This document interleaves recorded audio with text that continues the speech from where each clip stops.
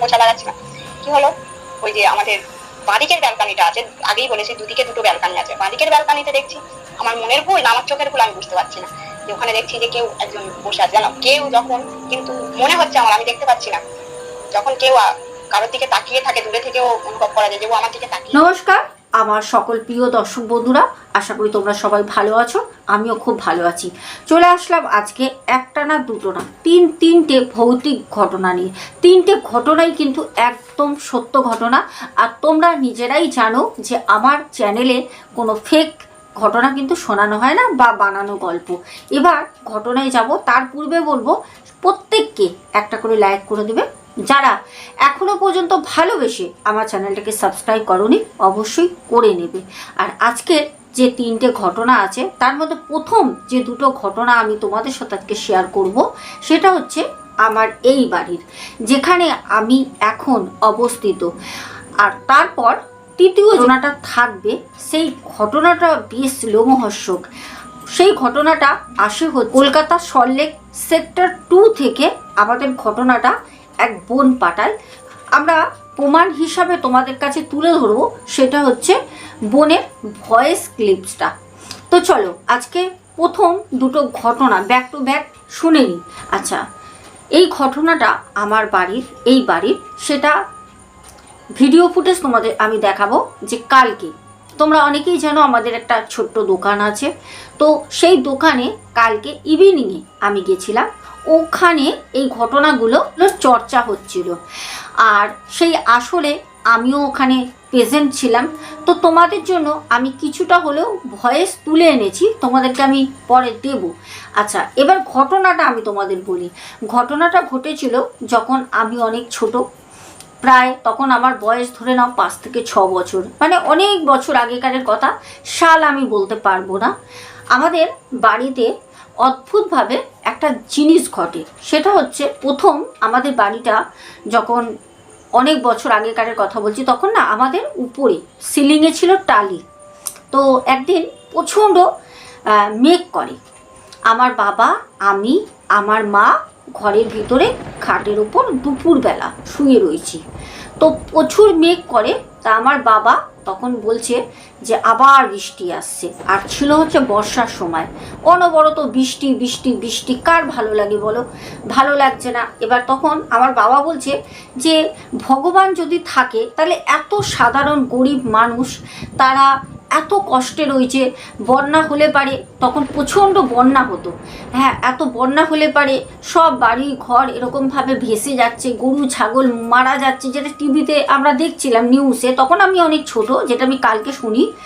তো আমার বাবা তখন হট করে একটা কথা বলে ভগবানের উদ্দেশ্য করে, যে ঠাকুর নেই এরকম কিছু কথা যখনই বলে, তখন আমাদের যে ঘরে আমরা ছিলাম ঠিক ঘরের একটা সাইডে আমাদের ঠাকুরের সিংহাসন ছিল। এবার বাবা যখন ঠাকুর তুলে ওই কথাটা, সাথে সাথে মুখের কথা শেষ হয়নি, বাবা বলল, তখন কিন্তু বৃষ্টি আসেনি, প্রচণ্ড বাইরে মেঘ করেছে, হাওয়াও চলছে না যে না ঝড় দিয়েছে, শুধু মেঘলা করেছে, আর মানে টানা 5-6 দিন বৃষ্টি হয়েছে, জলাকার কাণ্ড। বাবা ওই অবস্থায় কথাটা যখন বলে, তোর ভগবান টগবান কিছু নেই, এরকম একটা কথা বাবা বলে, যেটা বাবা কালকেও বলছিল বিকেলে।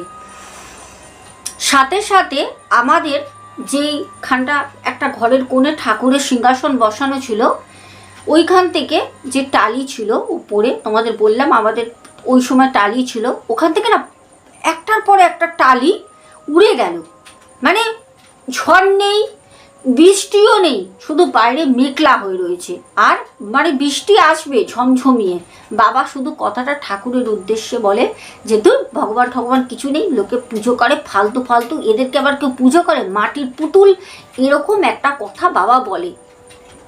সাথে সাথে ওই ঠাকুরের সিংহাসনের ঠিক মাথার উপরে যে টালিগুলো ছিল, সাথে সাথে টালিগুলো উড়ে গেল। আমার মা বাবা মানে ভয়তে না ঝটপট করে উঠেছে, সাথে সাথে দেখলো যেখান থেকে টালিটা উড়ে গেল ওখান থেকে একটা সাদা কাপড় ঘর থেকে বেরিয়ে আকাশে চলে গেল। একদম বাস্তব ঘটনা, যে ঘটনাটা আমি এর আগেও শুনেছি, তখনও আমি পেশেন্ট ছিলাম, অনেক ছোট ছিলাম, 5-6 বছর বয়স, অতটা মনে নেই আমার, কিন্তু হালকা হালকা হলেও মনে আছে সেই সময়টা। আর আমার মা বাবা দুজনেই কিন্তু দেখে যে ঠাকুরের সিংহাসনের ওখান থেকে একটা সাদা কাপড় উড়ে আকাশে মিশে গেল। তাহলে কি ওটা কি ভগবান ছিল, না ওটা কোনো অশরীরই ছিল? তবে আমার যেটা মন বলে, আমার মা বাবারও সেটাই কথা, যে ওটা ভগবানই ছিল। যখন আমার বাবা ওই কথা বলে যে ঠাকুর দেবতা আবার কিছু আছে নাকি, মাটির পুতুলগুলোকে আমরা পুজো করি, এই কথা যখন বলে তখন বাইরে এক ফোঁটা বাতাস নেই। তাহলে এই ইনসিডেন্টটা কেন হলো? আর সেই সাদা কাপড়টাই বা কার ছিল? ছোট্ট একটা সাদা পাতলা যে থান কাপড় হয়, ওরকম একটা সাদা ধবধবে কাপড় সিংহাসনের ওখান থেকে ফুস করে উড়ে আকাশে মিশে গেল। যেইটুকুনি চাল দেখা যাচ্ছে আকাশ, যেইটুকুনি টালি উঠে গেছে, ওইটুকুনি জায়গায় দেখা গেল আকাশে মিশে গেল। সাথে সাথে আমার বাবা এসে ঠাকুরকে গর্ব নাম করে, কারণ আমার বাবা মা দুজনেই বুঝতে পারে যে ভগবান ছিল, সে রাগে বেরিয়ে গেল।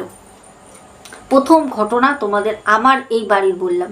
দ্বিতীয় এই বাড়ির বলবো 1 বছর আগে ঘটে যাওয়া একটা ঘটনা, শোনো। কিন্তু এই ঘটনাটা কোনো ঠাকুর দেবতার না, এই যে ঘটনাটা তোমরা শুনবে, এই ঘটনাটা অশরীরীর। আজ থেকে 1 বছর আগে ঠিক কি হয়েছিল। আমি তখন ব্লগিং করি, মানে আমি ভিডিও তোমাদেরকে দিতাম, এই ঘটনাই দিতাম। তো তোমরা হয়তো জানবে, গেল বছর আমার মা আর আমার ছেলে দুজনে মিলে পুরী গেছিল। আমি তোমাদেরকে আগেও ঘটনায় বলেছি, এভরি ইয়ার কিন্তু আমরা পুরী যাই। তবে বিগত প্রায় 5-6 বছর ধরে আমি আর যাই না।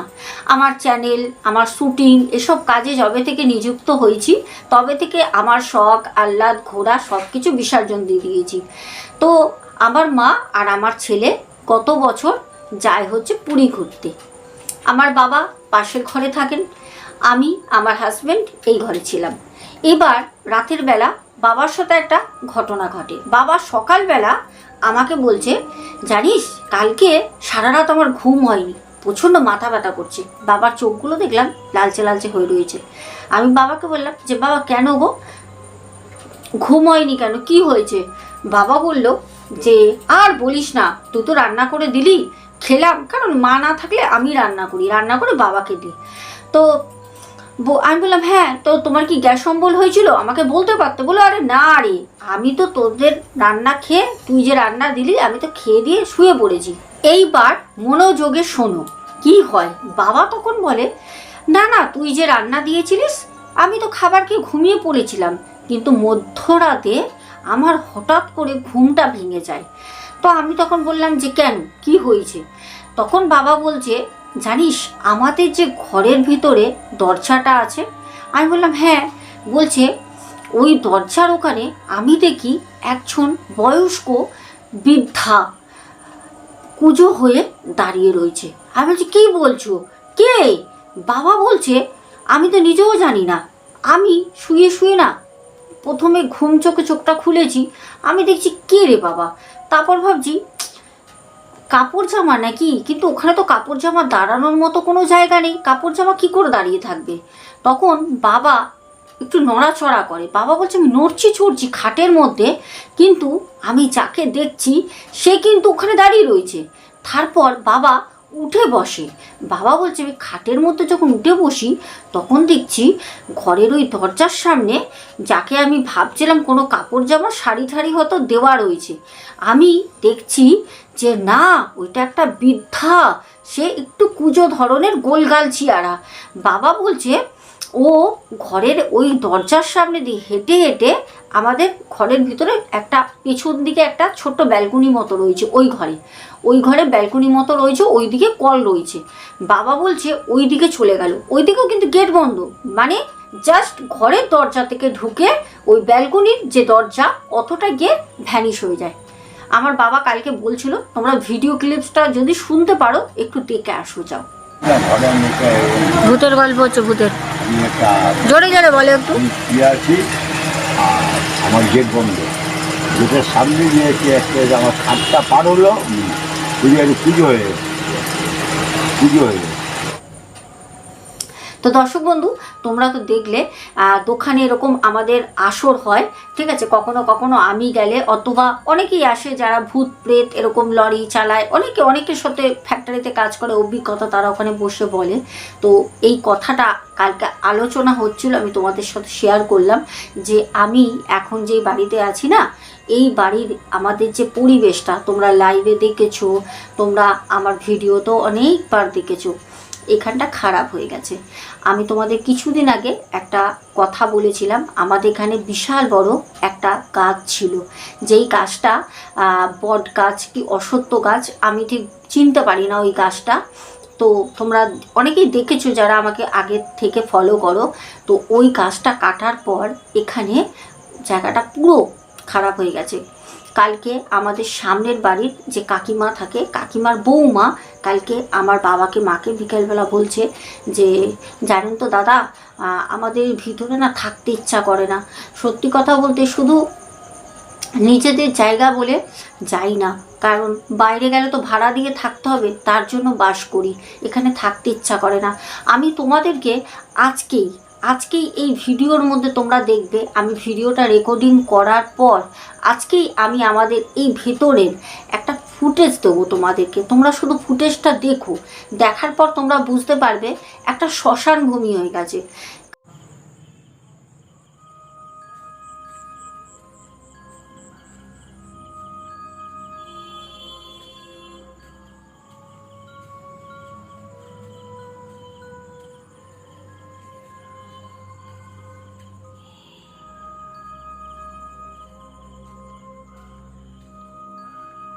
গাছটা যখন ছিল না তখন তবুও একটা জমজমাট ভাব, একটা লোকজন তখনও ছিল না, কিন্তু একটা অন্যরকম পরিবেশ ছিল। আসলে আমি কি বোঝাতে চাইছি তোমরা বুঝতে পারছো। কিন্তু এখন এই যে গাছটা কেটে দেওয়ার পর ভিতরটা পুরো শ্মশান হয়ে গেছে। তোমরা বিশ্বাস করবে না, দিনে দুপুরে সন্ধ্যাবেলা আমরা বাড়িতে থাকতে ভয় পাই, নানা রকম আওয়াজ হয়, নানা রকম। এর আগেও তোমরা আমাদের ভূত সত্যি যে চ্যানেল আছে সেই চ্যানেলে তোমরা শুনেছো, আমি আমার ছেলে যখন ঘটনা শেয়ার করছিলাম, নানা রকমভাবে ঘরের মধ্যে শব্দ হতে থাকে। কোথা দিয়ে হচ্ছে, কি শব্দ হচ্ছে কিচ্ছু বুঝতে পারি না, কিন্তু হয়। নিচে নিচে টাইপড নড়ে যাওয়া, অনেক কিছু হয়। যাই হোক, এবার আমরা দ্বিতীয় ঘটনায় যাব, ঠিক আছে? তো চলো। তো দর্শক বন্ধুরা, জাস্ট 1 মিনিট, আমি তোমাদেরকে অবশ্যই আজকেও আমাদের যে বোন তার ভয়েসটা পাঠিয়েছে সেটা প্রথম শোনো, তারপর ঘটনাটা তোমাদেরকে শেয়ার করছি। আমার নাম পূরবী তরফদার, আমি নিউ টাউন থাকদারি নর্থ 24 পরগনায় থাকি। আমি একটা স্পেশাল স্কুলে কাজ করি। স্পেশাল স্কুলটার নাম আমি বলছি না, কিন্তু মানে আমার জীবনে ঘটে যাওয়া কিছু ঘটনা আমি আপনার সঙ্গে শেয়ার করতে চাই। আমি ওই স্কুলে জয়েন করি জুলাইয়ের 3 তারিখে 2023-এ। তো আগে আমাদের স্কুলটা ছিল সল্টলেক সেক্টর 2-এ।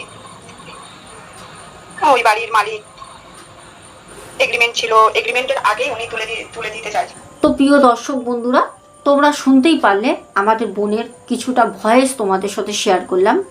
বোন সেই স্পেশাল স্কুল, যে স্পেশাল চাইল্ড হয়, আমরা জানি যারা মুখবন্দি হয়, কথা বলতে পারে না, অনেকভাবে তাদের সমস্যা থাকে, সেই স্কুলেই বোন কর্মরত। বোন বলে, দিদিভাই আমি যেখানে আগে ছিলাম সল্টলেকে, তোমরা শুনতেই পারলে, ওই স্কুলটা কোনো কারণে যার ছিল সে ওখান থেকে, মানে একটা বাড়ি ভাড়া করে তো স্কুলটা করা হয়, ওখান থেকে ওনাদেরকে কোনো কারণে তুলে দেওয়া হয়, মানে অন্য একটা স্কুলের জন্য ওনাদের বলে আপনারা ছাড়ুন আমার এই জায়গাটা। তো ছেড়ে দেওয়ার পর বোকারকে যথারীতি আমরা জানি যে বোকার এখন না ধরলে সেরকমভাবে কিছুই হয় না, বাড়ি ঘর পাওয়া যায় না। তো যে স্কুলের হেড টিচার ছিলেন ওনাকে বলা হয়, উনি একটা সল্টলেক সেক্টর 2-এ আরেকটি ভাড়া নেয় ঘর, যেই ঘরটায় ওনারা স্কুলটাকে নিয়ে আসে, যেখানে আগে ছিল ওখান থেকে ওনারা ওখানে নিয়ে আসে। সেখানে স্পেশাল যে চাইল্ডগুলো আছে তারা ওখানে আসতো। আমাদের বোন বলে, দিদিভাই প্রথম ওই স্কুলে যেদিনকে যাই সেদিন ছিল ছুটির দিন। তো ছুটির দিন থাকায় সেদিনকে আমাদের যে ম্যাডাম, মানে হেড টিচার, তো ম্যাডাম সেদিনকে বলছে হঠাৎ করে আমাদের বোনকে ডাক করে পাঠায়। বোন সাথে সাথে যায়। যাবার পর বোনকে ম্যাডাম বলে যে দেখো আমার না খুব ভয় লাগছে, আমার কীরকম গাটা ছমছম করছে, ভালো লাগছে না। তখন আমাদের বোন যিনি ঘটনাটা শেয়ার করেন, বোন তখন বলে ম্যাডাম আসলে আজকে প্রথম দিন তো, মানে ফার্স্ট ডে, তো হতেই পারে একটা জায়গা থেকে আর একটা জায়গায় আসলে একটা অন্যরকম ফিল হয়। তো ম্যাডাম তখন বলল ঠিক আছে, হয়তো তাই হবে। তো বোন বলছে সেদিন ওখানে ম্যাডামের কিন্তু হাজব্যান্ড প্রেজেন্ট ছিলেন। তো হঠাৎ করে হয় কি, চাবি তালা কোনোটাই খুঁজে পাওয়া যাচ্ছে না। ম্যাডামের হাজব্যান্ড নিজে হাতে যে নির্দিষ্ট জায়গায় তালা চাবিটা রাখে সেই রুমের, ওখান থেকে তালা চাবিটা কোথায় যাবে? তালা চাবিটা প্রথম দিন উধাও হয়ে যায়। ওখানে কোনো স্টুডেন্টস নেই, ওখানে আদার্স কেউ নেই, সবার ছুটির দিন, ছুটি ছিল। আর সেদিনকে ম্যাডামের হাজব্যান্ড আর আমাদের এই বোন ছিল পেশেন্ট। তো ম্যাডাম তো ছিল একটা রুমের মধ্যে, ম্যাডাম ওখানেই টেবিলের মধ্যে রাখা ছিল তালা চাবিটা, আর হাজব্যান্ডও ম্যাডামের ওখানেই ছিল। বোন ছিল বাইরে, বোন তো অ্যাটেন্ডেন্সের কাজ করে, বোন নানা রকমভাবে দেখছে কোথায় কি সেটেল করতে হবে, কোথায় কি রাখতে হবে, সেটেলমেন্টের ব্যাপার আছে, চেয়ার টেবিল পাতা পরিষ্কার করা, বোন এগুলো লক্ষ্য করছে। তখন সেই তালা চাবি কিন্তু খুঁজে পাওয়া যায়নি। বোন বলে দিদি ভাই বিশ্বাস করবেন না, ওই তালা চাবি প্রায় 15 থেকে 16 দিন পর পাওয়া যায়, তাও আবার একটা বস্তার ভেতর থেকে, যেই বস্তাটার মুখ রীতিমতো দড়ি দিয়ে বাঁধা ছিল। সেই বস্তাটার ভেতরে সেই তালা চাবিটা কি করে ঢুকলো, কি করে? সেই বস্তাটা যখন আগের স্কুলে ছিল সেখান থেকে নিয়ে এসে ওরকম মুখটা বাঁধা ছিল। 15-16 দিন পর যখন ওই বস্তাটা খোলার প্রয়োজন হয়, কারণ ওর মধ্যে অনেক রকম মাল মেটেরিয়ালস ছিল যেগুলো বের করতে হয়, তখন মুখটা যখন বস্তার খোলে দেখছে ভেতরে রয়েছে তালাটা চাবিটা। একটা আশ্চর্য জিনিস না? একটা গেল। বোন বলছে তারপর একদিন ঘটনা ঘটলো, সেটা হচ্ছে ওখানে মানে এত পরিষ্কার করতাম যেহেতু স্পেশাল চাইল্ড, বুঝতেই পারছো, সব বাচ্চারা যারা পড়তো তাদেরকে অনেক কেয়ার করতে হয়। সাধারণ বাচ্চাদেরই আমরা কত সুন্দরভাবে কেয়ার করি, আর তারা তো স্পেশাল চাইল্ড, তাদের তো কেয়ারটা আরও 10 গুণ বেশি করতে হয়। আর আমাদের যে বোন ঘটনাটা পাঠায়, বোন বলে দিদিভাই আমরা 4 জন ছিলাম, আমরা 4 জন খুব ভালোভাবে মিলেমিশে একে অপরকে সাহায্য করে কাজ করতাম। 4 জন আমরা খুব ভালো বন্ধুর মতো ছিলাম, কেউ কারোকে দেখে হিংসা রাগ ওসব আমাদের মধ্যে কিচ্ছু ছিল না, সবাই সবাইকে সাহায্য করতাম।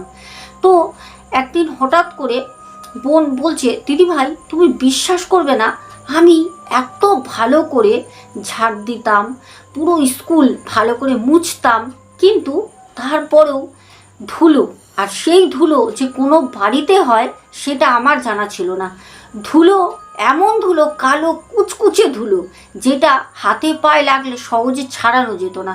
প্রত্যেক দিন 2টো টাইম করে যখন স্কুল ওপেনিং হবে তার আগে পরিষ্কার করে ঝাড় দিয়ে পুরো ক্লিন করা হতো। যেহেতু স্পেশাল চাইল্ড আসবে, যত বাচ্চারা আছে তাদের তো একটা দায়িত্বভার থাকে। তারপর যখন স্কুল শেষ হয়ে যেত একে একে গার্জেনরা এসে বাচ্চাদের নিয়ে চলে যেত, তারপর বোন আবার সব পরিষ্কার করে তারপর কিন্তু যেত। প্রত্যেক দিন ফাঁকিবাজি কাজ তো ওখানে হতো না। তারপরেও বোন বলে দিদিভাই প্রত্যেক দিন সকালে পরিষ্কার করলাম, তার 1 ঘন্টা পর দেখি ওরকম কালো কালো ধুলো কোথা থেকে আসতো, আশ্চর্য ব্যাপার। আচ্ছা, এরকম করতে করতে মানে কি বলবো, আমি বুঝে পেতাম না যে এরকম কি করে হয়। আর সব থেকে বড় কথা, আমি 2023-এ কাজে লাগি, মানে অ্যাটেন্ডেন্সের কাজে লাগি। তো আমি তো এর আগেও আরও জায়গায় তো কাজ করেছি, এই স্কুলেই নিযুক্ত পদে ছিলাম, কিন্তু এইরকম কালো কালো মোটা চড়পড়া ধুলো এরকম আমি কোনো দিন দেখিনি। আমার জীবনে প্রথম আমি ওখানে দেখছি। এই একটা গেল। বোন বলে দিদিভাই এবার আস্তে আস্তে স্কুল শুরু হলো, বাচ্চারা নতুন নতুন সবাই আসছে, কিন্তু তুমি বিশ্বাস করবে না, ওই স্কুলে যখনই বাচ্চারা ঢুকতো সব বাচ্চা কাঁদতো, সব বাচ্চা কাঁদতো, কাউকে চুপ করাতে পারতাম না, ও কাঁদছে তো ও কাঁদছে, ও কাঁদছে, সবাই কাঁদতো। আর আমাদের বোন বলছে যে স্পেশাল চাইল্ড, তার জন্য আমরা জানলা কপাট সব কিছু যেখানে ক্লাস করানো হতো সব বন্ধ থাকতো, কারণ যদি কেউ কোনো ভিডিও সোশ্যাল মিডিয়ায় ছেড়ে দেয় তাহলে খুব সমস্যা হতো বা হয়, তার জন্য সব জানলাগুলো বন্ধ থাকতো যাতে বাইরের লোক তাদেরকে না দেখতে পারে, গার্জেনের এগুলো অনুমতি থাকে।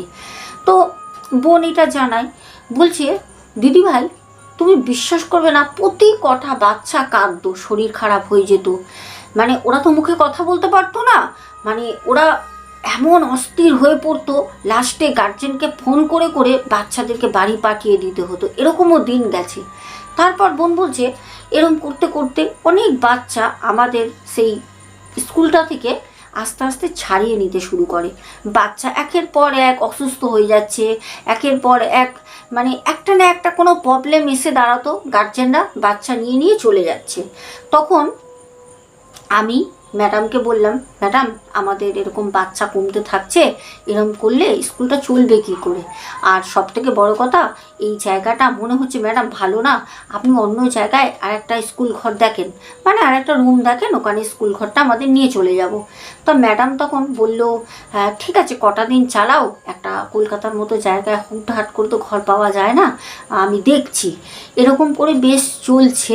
হ্যাঁ বোন বলছে হঠাৎ করে দিদিভাই বেশ 10-15 দিন পর ক্লাসের মধ্যে রয়েছি, হঠাৎ করে দেখছি একটা দাঁত, ক্লাসের মধ্যে একটা দাঁত পড়ে রয়েছে, মানে ক্লাসরুমে হঠাৎ করে দাঁতটা নিয়ে একটা চাঞ্চল্য সৃষ্টি হলো সবার মধ্যে, যে নিশ্চয়ই কোনো স্পেশাল বাচ্চা কিছু একটা প্রবলেম হয়েছে, দাঁতটা পড়ে গেছে। কিন্তু আমাদের বোন বলে দিদিভাই একটা সদ্য দাঁত সাথে সাথে যদি পুড়ে যায় দাঁতটায় রক্ত থাকবে বা একটা ভেজা থাকবে, কিন্তু শুকনো একটা দাঁতটা পুড়ে রয়েছে, ওই দাঁতটা আসলো কোথা দিয়ে?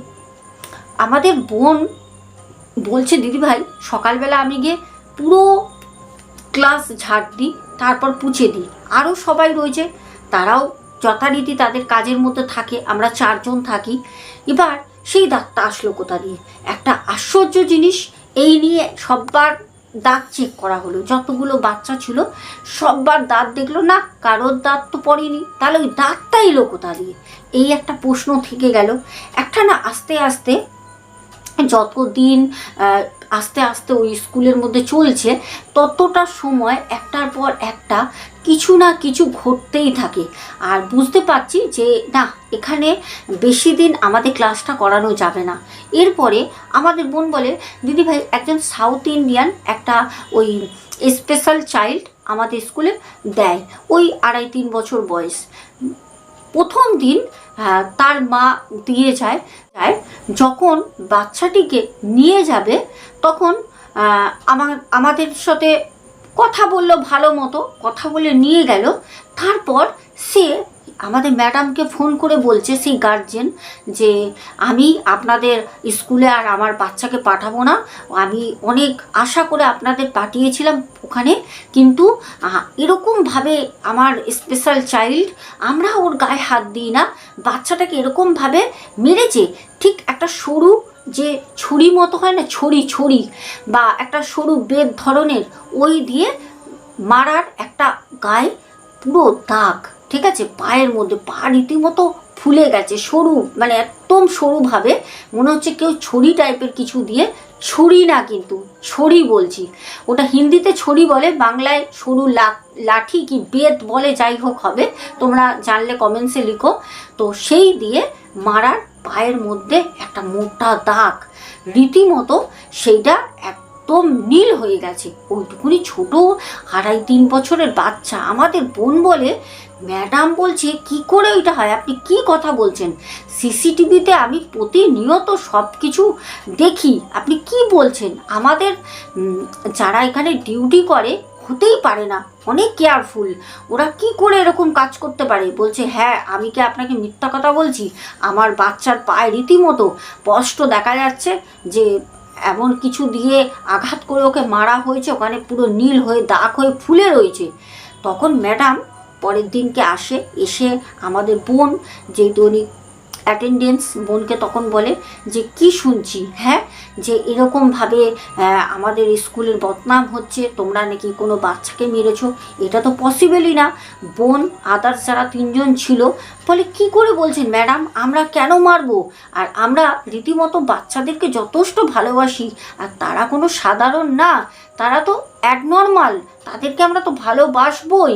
আর আমাকেও বোন বলে দিদিভাই, আশা করি তুমি তো বুঝবেই, তুমি একজন মা, আর সবথেকে বড় কথা ওই যে বাচ্চাগুলো যারা ঠিকমতো আসল কিছুই জানে না, কিছুই বোঝে না, কথাও ঠিকমতো বলতে পারে না, তাদের মধ্যে অনেক সমস্যা, তাদেরকে দেখলেই তোমার না মায়া হবে, কষ্টে বুকটা ভরে যাবে। আমরা তো নারী জাত, মায়ের সন্তান, সেই ছোট 2.5-3 বছরের বাচ্চা, তারা তো কিছু বোঝেও না, কিছু করেও না।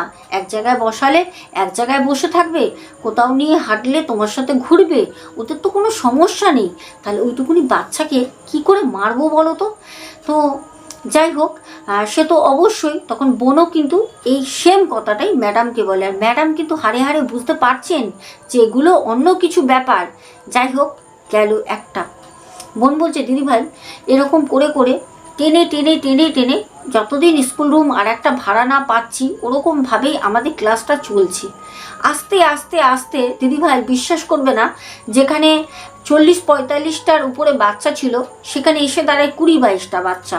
সবার বাড়ির গার্জেন এসে এসে বাচ্চা ছাড়িয়ে নিয়ে চলে যাচ্ছে, কেউ পড়াতে চাইছে না।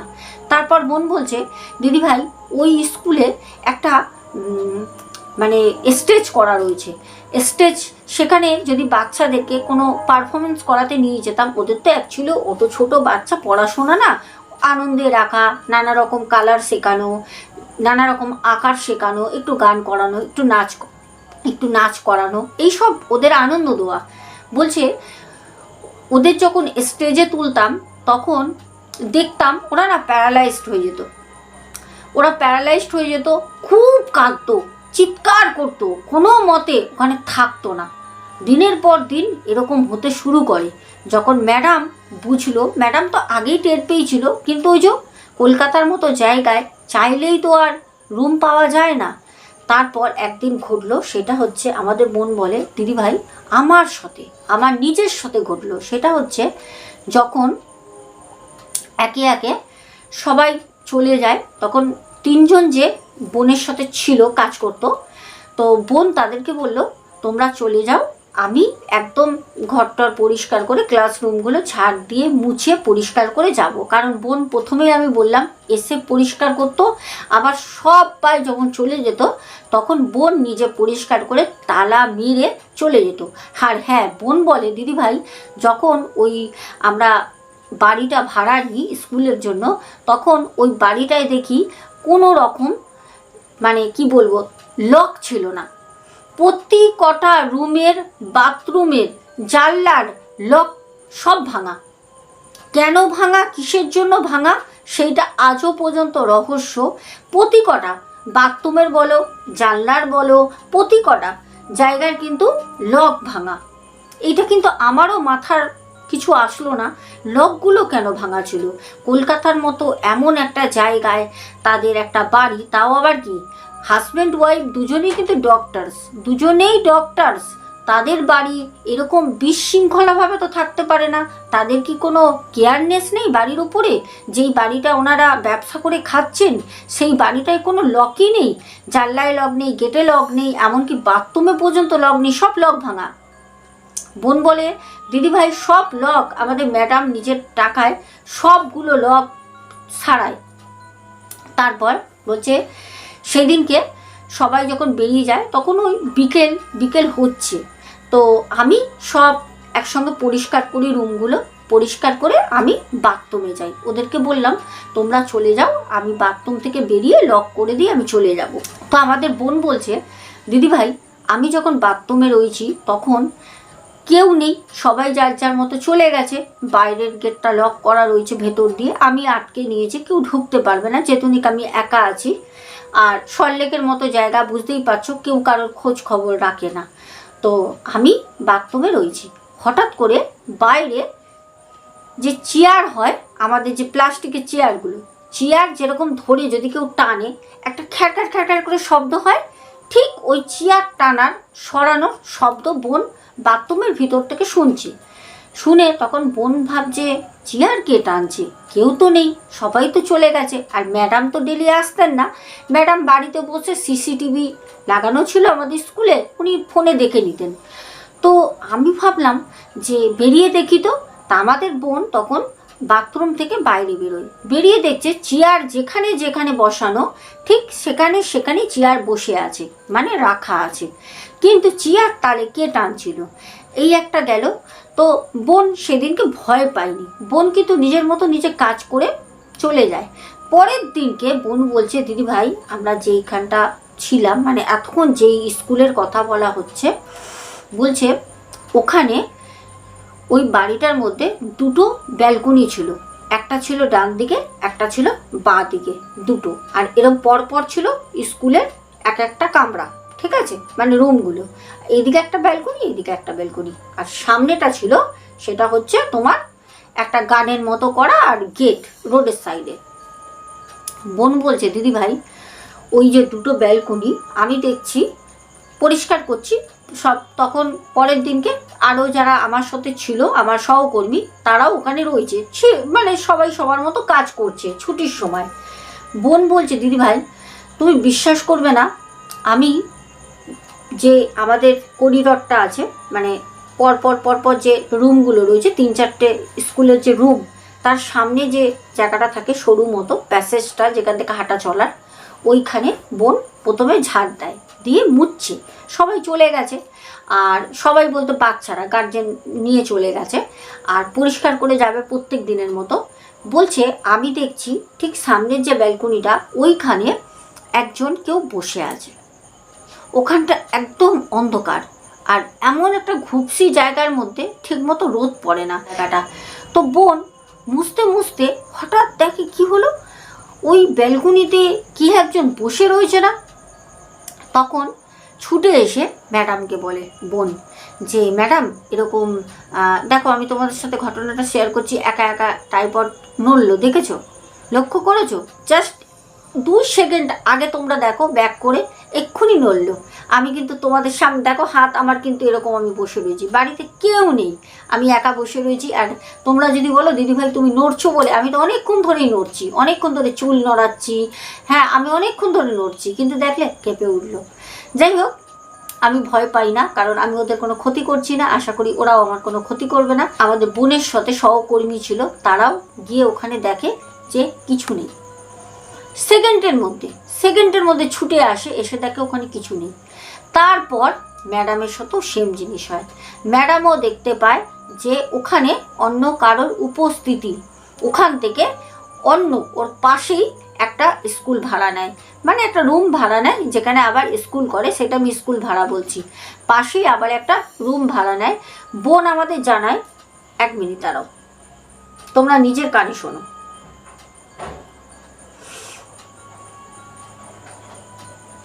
দিদিভাই ঘটনাটা পাঠালাম, পড়ে শুনে দেখো, যদি ভালো লাগে শেয়ার করো। আর সত্যি ঘটনাটা খুবই ভয়ঙ্কর, মানে ঘটনা আমরা মানে ভয়ঙ্কর অভিজ্ঞতার সম্মুখীন হয়েছিলাম কিছু মাস আগে। আমি তো হয়তো ঘটনাটা গুছিয়ে ঠিকঠাক বলতে পারিনি, যদি তোমার মনে হয় তুমি ঘটনাটা শেয়ার করবে, একটু গুছিয়ে তুমি একটু নিজের মতো করে গুছিয়ে নিও। চেঞ্জ করতে চাইলেও কি করবে, আর এবার তাড়াতাড়ি করে একটা বার। এখন কি হলো, রানিং চালার পরে বেশ কিছুদিন আমরা প্রায় সময়, আমি এখন তাড়াতাড়ি বাথরুম থেকে বেরিয়ে দেখলাম যে টুলের জায়গায় রয়েছে, আওয়াজটা কোথা থেকে এলো। আমি ভয় পাইনি, কিন্তু আমি বললাম যে হতেই পারে আমার মনের ভুল বলে আমি বেরিয়ে এলাম। তারপরের দিন আমি ওদেরকে এসে বললাম, ওরা বললো কি বলছো, বলতে ভালো তাই ব্যাপার। বাইরে বেরিয়ে এসে আমি বলে কেউ নেই, সেমই ঘটনা ওদের সঙ্গেও ঘটেছে। তারপরে ম্যাম একদম নিশ্চিত যে বাড়িতে কিছু না কিছু আছে। ওই বাড়ির মালিক যে ছিল তার এত ব্যবহার খারাপ, মানে বাড়ির মালিক আর মালিকের ওয়াইফ। শুনতে পারলে দর্শক বন্ধু, তোমাদের কাছে আমি সত্যটা সবসময় নিয়ে আসি, সত্যটা বলতেই ভালোবাসি। সবসময় সত্য জিনিসটা আমার কাছে মনে হয় সেটা ভয় কতটা লাগলো সেটা ম্যাটার করে না, কিন্তু তোমাদেরকে যখন আমি টাইটেলে লিখছি যে সত্য ভৌতিক ঘটনা, আমি মনে করি সেটা যতটাই ভয় হোক আর যতটাই নাই হোক ভয়, কিন্তু সত্যটাই আমি তোমাদের সাথে তুলে ধরবো। কারণ প্রথমে আমি বললাম যে আমি কিন্তু অন্য টাইপের, আমি একজন এমন কন্টেন্ট ক্রিয়েটার, আমি একটা জিনিস জানি যে আমার চ্যানেল যদি আস্তে আস্তে আস্তে আস্তে গ্রো করে তোমাদের ভালোবাসায়, তোমাদের সাথে, আমার মনে হয় সত্যি দিয়ে সেটা সারা জীবনের জন্য থাকবে। কারণ উপরে একজন আছে, সে দেখছে আমি কোনো রকম ফেক বা তোমাদের সাথে এরকম কিছু বানানো জিনিস দিয়ে আমার কিন্তু বেস্টটা আমি করছি না। আমার যে ভিত আমি সেটা সত্য দিয়ে তুলছি, যাতে সেটা সারাটা জীবন অটুট থাকে। যাই হোক, আর দেখো তোমরা অনেকেই বলো যে দিদিভাই তুমি কেন এরকম বলো, আমরা তো জানি যে তুমি সত্য ঘটনা শেয়ার করো। দেখো আমি বলি এই কারণে, যারা আমার নেগেটিভ কমেন্টস করে, যারা ভিউয়ার্স আছে, আমি তাদেরকেও সম্মান করি, তাদেরকেও আমি ভালোবাসি, কারণ তারা আমাকে ওয়াচ টাইম দিচ্ছে, তারা মূল্যবান সময় দিয়ে ঘটনাটা শুনছে, আমি তাদেরও সম্মান করি অবশ্যই। কিন্তু ওই যে কথাগুলো যারা লেখে আমার খুব খারাপ লাগে। এত কিছু দেখানোর পরেও তোমাদের মনে হয় যে আমি তোমাদেরকে কোনো বানানো গল্প শোনাচ্ছি। আর একটা মানুষ গল্প কত প্রত্যেক দিন বানিয়ে বানিয়ে বলো তো বলতে পারে?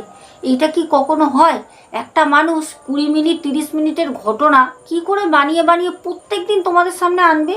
তোমরা যারা নেগেটিভ কমেন্টস করো, তোমাদের এইটুকুনি সাধারণ বুদ্ধি থাকাটা খুব দরকার যে একটা মানুষের পক্ষে এটা হয় না। তোমরা কত দেখবে আমার কাছে কত ঘটনা আসে, কত দেখবে আমার কাছে প্রত্যেক দিন 10টা 12টা করে ঘটনা আসে। আমি সত্যি খুব হ্যাপি, সত্যি তোমাদের পেয়ে আমি খুব আনন্দিত। কারণ আমার একটা ছোট্ট পরিবার 20,000-এর, এতে আমি প্রত্যেক দিন তোমাদের যা সাপোর্ট ভালোবাসা পাই, আমার মনে হয় যারা মিলিয়ন সাবস্ক্রাইবার গেইন করে বসে রয়েছে তাদেরও মনে হয় এত ঘটনা আসে না। তো যাই হোক, আজকে আসবো, সবাই খুব ভালো থেকো। দেখা হবে আগামীকাল ঠিক রাত 10:30টায়। এখনের মতো টাটা, গুড নাইট, চলো।